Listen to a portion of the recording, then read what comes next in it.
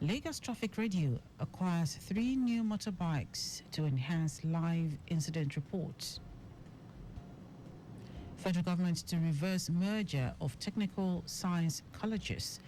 On the foreign scene, Nobel laureate Yunus lands in Bangladesh to lead caretaker committee. And in sports, Egypt's Omar Assar reclaims spot as Africa's best-ranked table tennis star.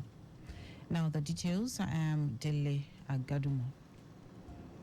Lagos Traffic Radio has acquired 3 new motorbikes to enhance its live incidents motorbike reports. While receiving the new Bajaj Pulsar 220cc motorcycles at the station's premises in Agidingbi, Ikeja, General Manager of the station, Tayo Akoli, noted that this will ensure effective coverage of more incident scenes and response time by live motorbike reporters to incident scenes. Akoli noted that the initiative, designed to give on-the-spot assessment of incident-induced traffic logjam in Lagos State, helps Lagosians make informed decisions by giving them alternative routes and largely contributes towards easing gridlock and improving traffic flow in Lagos and its environs. The general manager commended the live motorbike reporters and admonished them to continue to project the image of the station and the Lagos State government positively.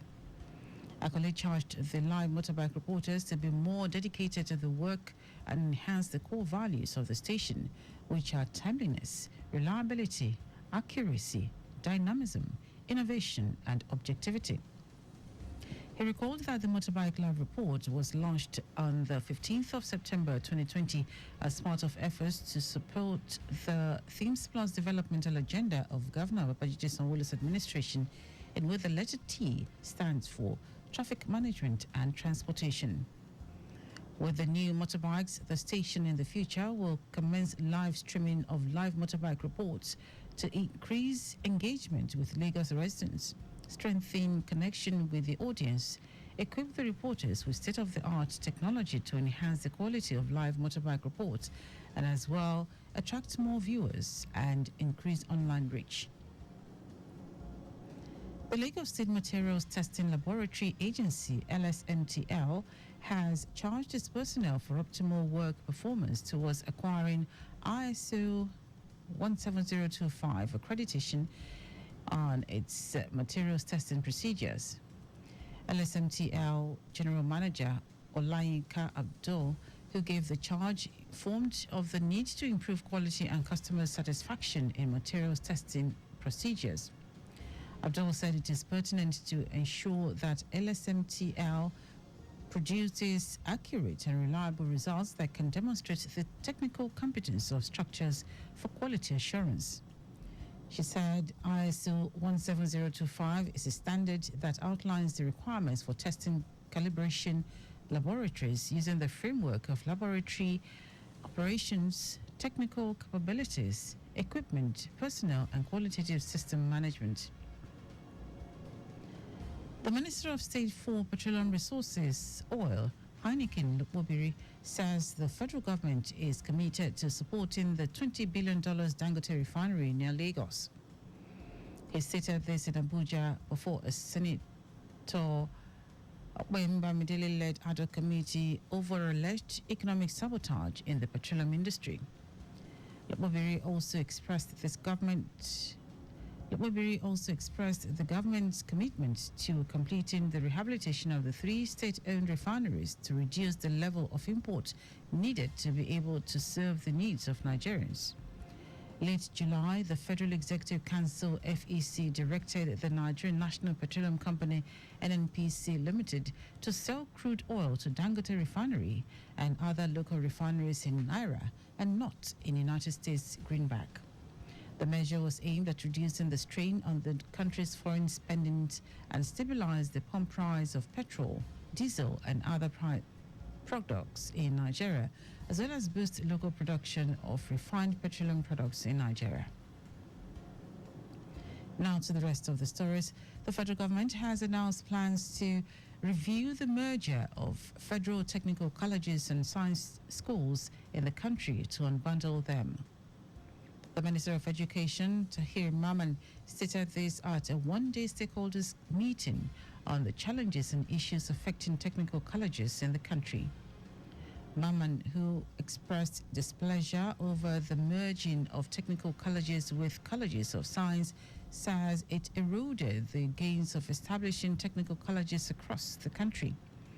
He explained that technical colleges ought to be strictly for pupils with an interest in technical education. The minister emphasized that those who want to do science programs should go to regular colleges and continue their programs there, as it was clearly a mistake to have merged both schools. Maman also bemoaned the low enrollment of students in the technical colleges, noting that technical colleges were to teach skills to transform the country. The Nasarawa state government has deployed health workers following the death of 5 children within 24 hours in the Gidinye community of Obi local government area of the state. Confirming the incident in Lafia, the state epidemiologist Grace Tsakba said healthcare workers have been deployed to the community to take samples of the surviving family members.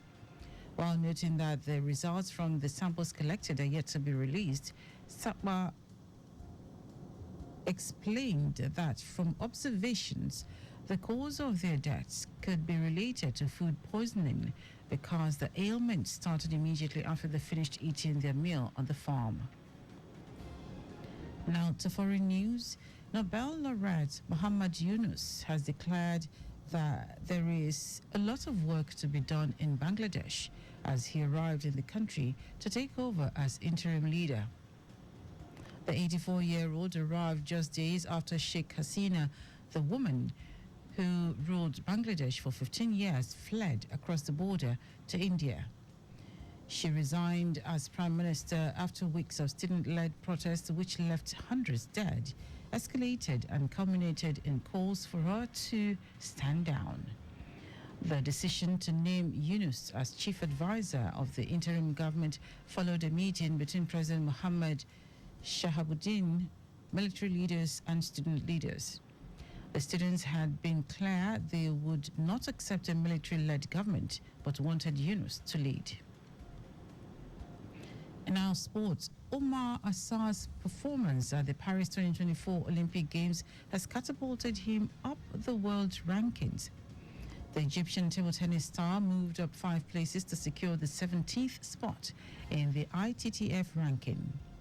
This shift has placed Assar as at the pinnacle of African table tennis, surpassing Quadri Aruno, who now occupies the 20th place. Despite a disappointing 4-1 loss to Sweden's Troels Morgard in the men's singles quarterfinal, Assar has set a new African record by becoming the first from the continent to reach consecutive quarterfinals in the Olympics. And that is our news at noon. Just before we go, always drive within the specified speed limit. You can follow us on like all our various social media platforms: X at Traffic Radio 961, Facebook Lagos Traffic Radio 96.1 FM, Instagram Lagos Traffic Radio 961. Subscribe and watch our news and programs live on YouTube at Traffic Radio 961. You can also visit our website www.trafficradio961.ng. Did you know that the Sanwo-Olu administration organized a mentorship seminar for over 1,000 youths on the theme Agripreneur Strategy for Wealth Creation? You can get more details on the Lagos State Government website. To end the news, try the highlights of the major stories.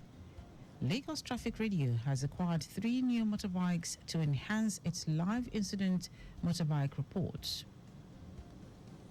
The federal government has announced plans to review the merger of federal technical colleges and science schools in the country to unbundle them. We also told you that Nobel laureate Muhammad Yunus has declared there is a lot of work to be done in Bangladesh as he arrived in the country to take over as interim leader. And in sports, Egypt's Omar Assar's performance at the Paris 2024 Olympic Games has catapulted him up the world rankings. For contact with the newsroom, send a message to info@trafficradio961.ng. That is the news broadcast compiled by Abiola Fagbolagun. I am Dele Agadumo. Good afternoon. Thank you for listening.